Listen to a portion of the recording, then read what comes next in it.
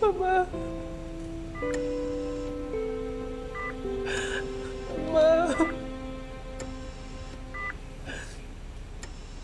Dok,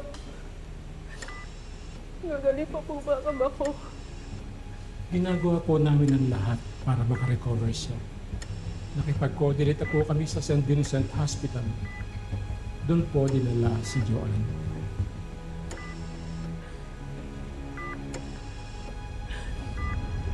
Gusto ko makita yung anak ko, Dok. Gusto ko po siya makita. Ayaw ko po siya mapahamak. Ama. Ama.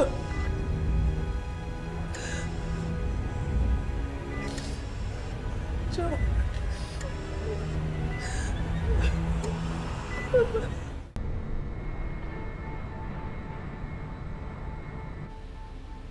Dok, ano po nangyayari kay Joanne? Siya ay nasa state of shock, marahil dahil sa post-traumatic stress disorder.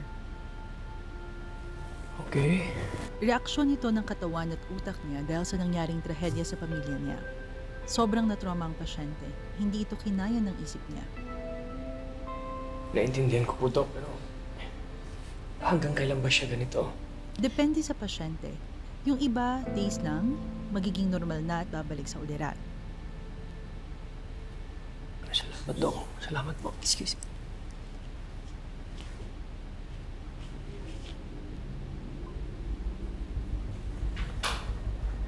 Jo.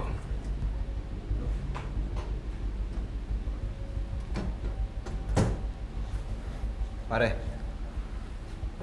meron ng balita galing sa kabilang ospital.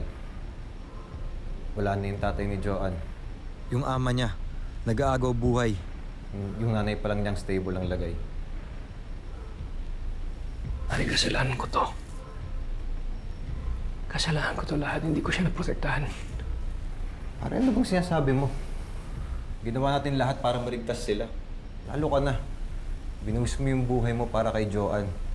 Sadyang ka lang yung kaluluwa ng mga sindikatong yun. O, nagkasalanan ko to. Matagal nang pinoprotektahan ng tatay ko ang sindikatong to. Ano? General Policarpio, kasabot ng mga sindikatong hinahabol natin? Tama.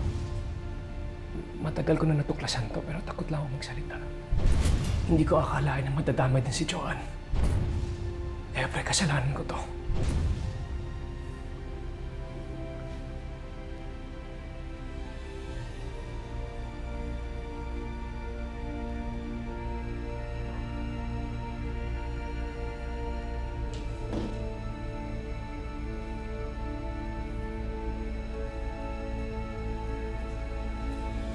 Patawarin mo ako, Jo.